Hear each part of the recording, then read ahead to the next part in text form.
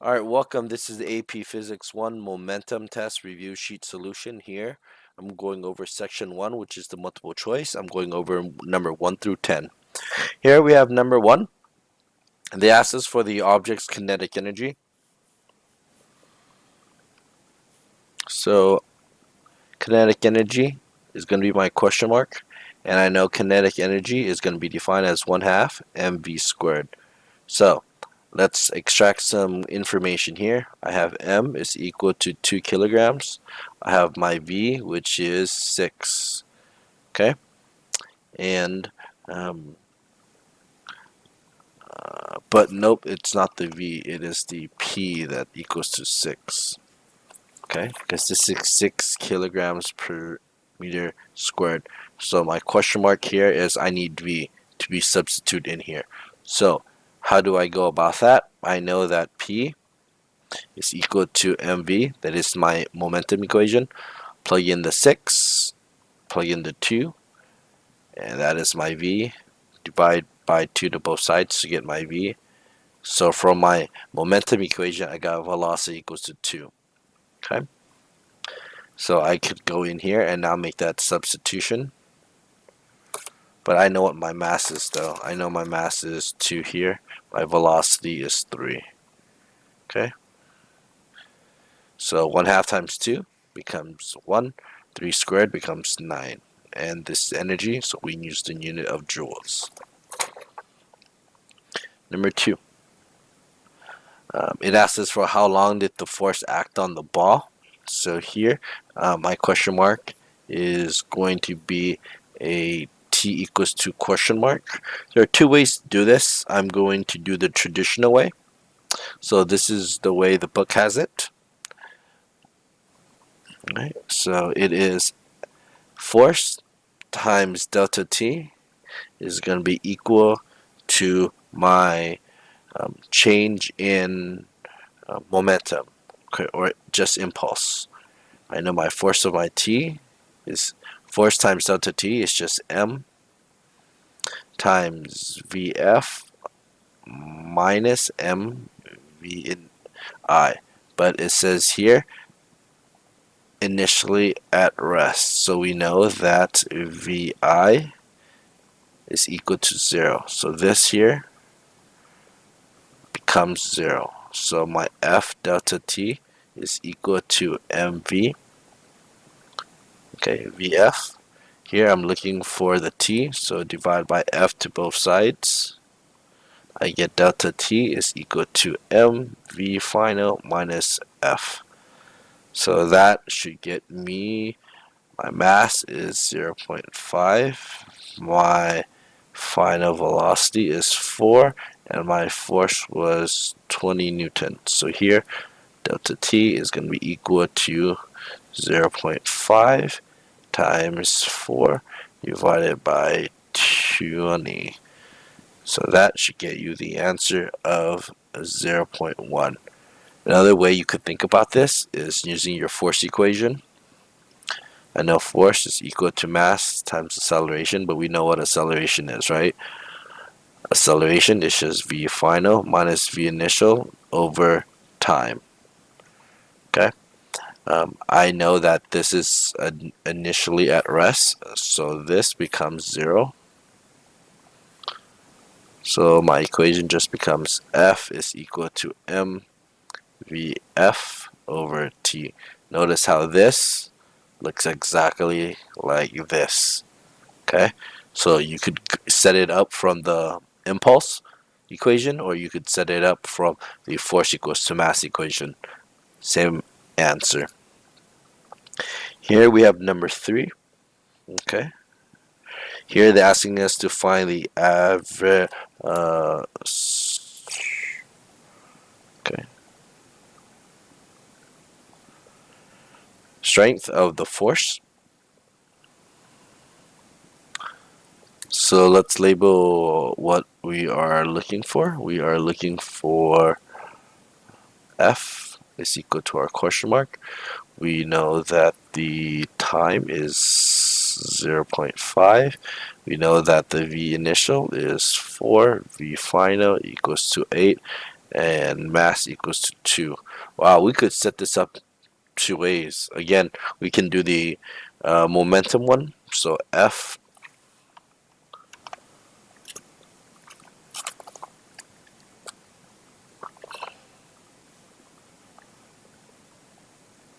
is equal, oops, sorry, F times delta T is going to be equal to delta P, which is just F delta T is equal to M VF minus VI.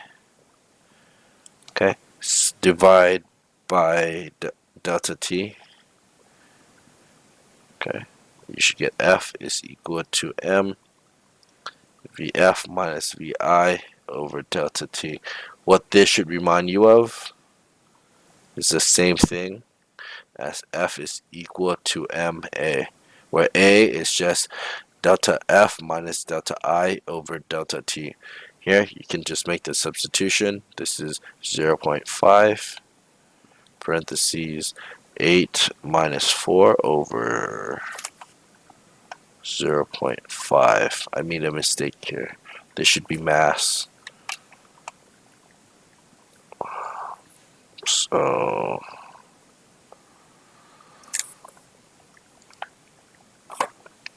this should have been 2.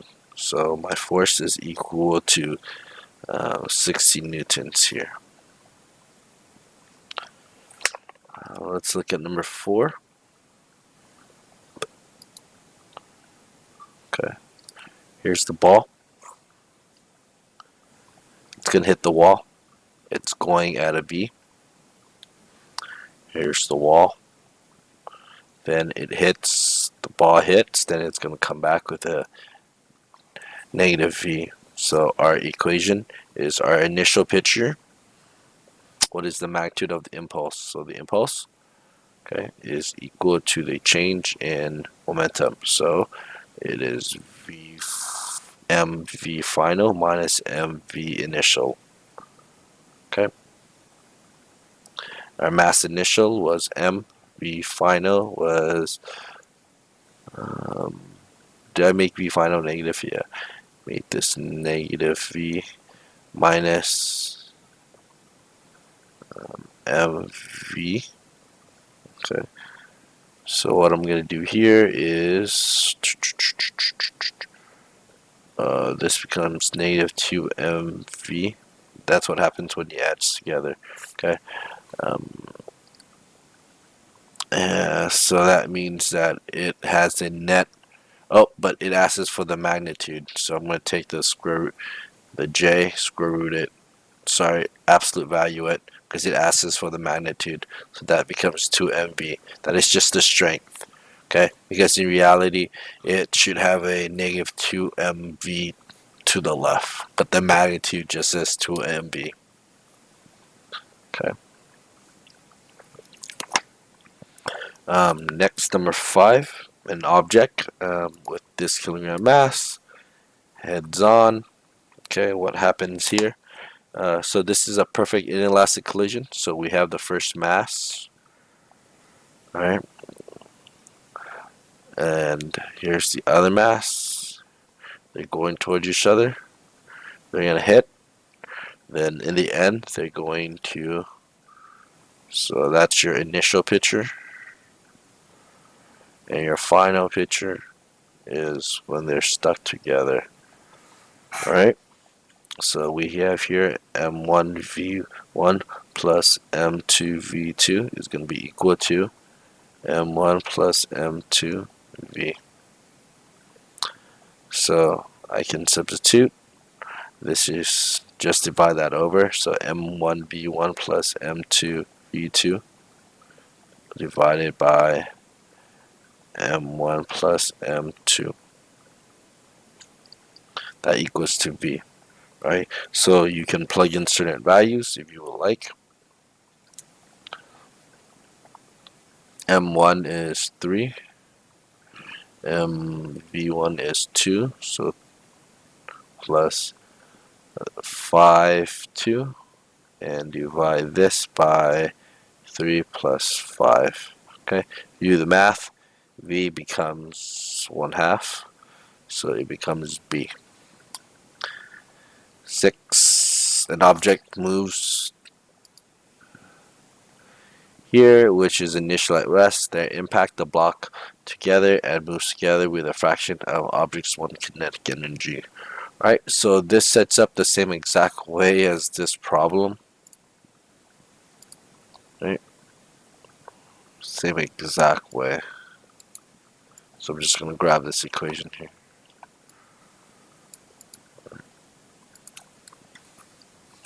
Let me just erase this while you can take a look. So the reason why it's the same is because it's a what? It locks together, right? Perfectly inelastic.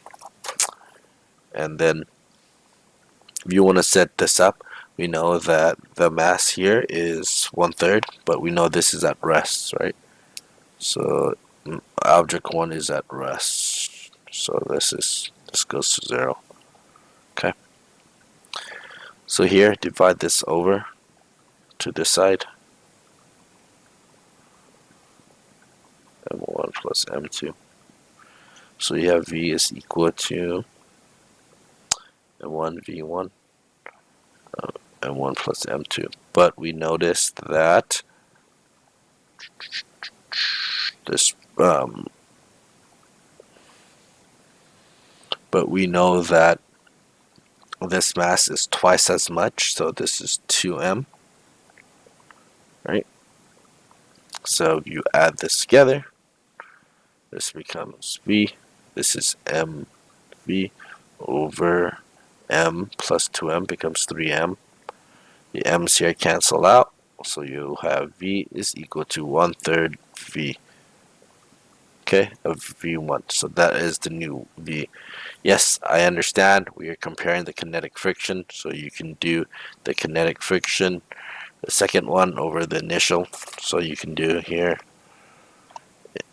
final divided by K initial. You will like, this is 1/2 mv squared over 1/2 mv squared final initial. Same thing, cancels out, cancels out. The v's just compare, so it's the same exact way. Nothing happened to it. You don't square anything. Both of them have squares in its term. Okay. Let's look at 7. Right. You could read this to yourself, but we know that here it says it. No external forces are acting on the object, but some kinetic energy was lost. Because kinetic energy was lost. Kinetic energy was lost. We know that it is a non-elastic collision because energy was lost. Okay. Next, it says that there was no external forces. Okay. Then no external forces. That means the linear momentum was conservative. Okay. These are just based on the definitions. There's no other way to explain it. It's just definitions here. Okay. That's for 7. 8. Right. Two frictionless cars. Here, one sits perfectly on a level table, and the teacher does something. What is the final momentum? We know that the initial momentum has to be equal to the final momentum, correct? Because this is like from our previous problem, we have to say that momentum is conservative. So here the initial momentum was 0, so the final momentum also has to be 0. It has nothing to do with velocities. The momentum still has to be conservative. Alright, so we have this block, bullet going at M. We have this block. Big M is going at V. So the question mark here, I think it's asking for the velocity right here. Small velocity. So, and it's going to stop it, right? So, need to stop the block. So that means V final is going to be equal to 0. So this is when they come together, So it's m1 times v1 plus big M times big V is equal to small m plus big M times its velocity, right? This is the initial picture. This is when it comes together at the final picture. Okay, but it's what? To stop the block. If the block is stopped, then V here has to be equal to 0. So this goes to 0. So it's just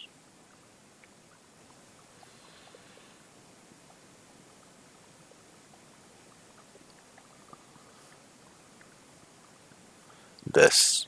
Here we're solving for B, so subtract this to the other side. Oh, this is big M, yeah, big M, right? So MV is equal to minus big MV.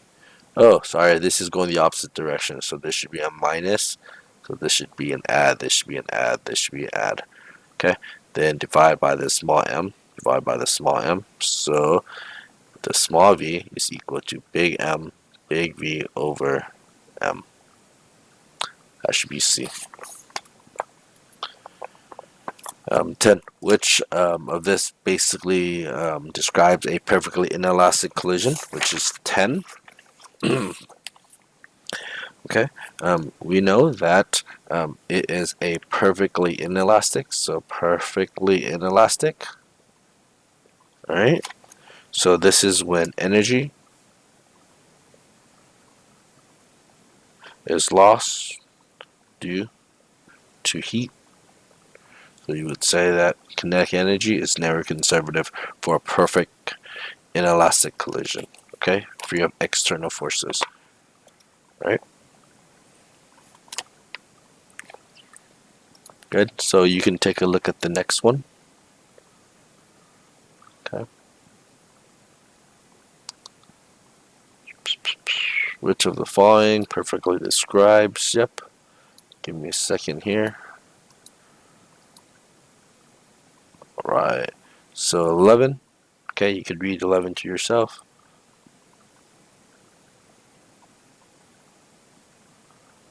Okay. Here they're asking us to find the final speed. Okay. So we have again m1 v1 minus. Okay. Well, it's gonna be we can add here if we want. M2 v2 is equal to, again they collide, so what after colliding is 0. Oh, so this becomes 0 plus m becomes 0, right? Because it collides, both of them have 0. So this goes to 0, this goes to 0 because their final velocities are equal to 0. Okay, but here it says that this mass has half of the original mass, so this is really 1/2. Okay, and this is in the what? Going towards here with mass m. So this is going. This is mass 1. This is mass 2. So this is a negative velocity. So this is how it should look like here. 1/2 mass times negative velocity 2 is equal to 0. Okay, so m1 v1 plus, nope, this should be a minus 1/2 m v2 equals to 0. Add this to both sides. m1 v1 is equal to 1/2 m v2, right? We are trying to solve for here, what is the what must be the initial speed? So I'm looking for this, right? Um, the initial speed.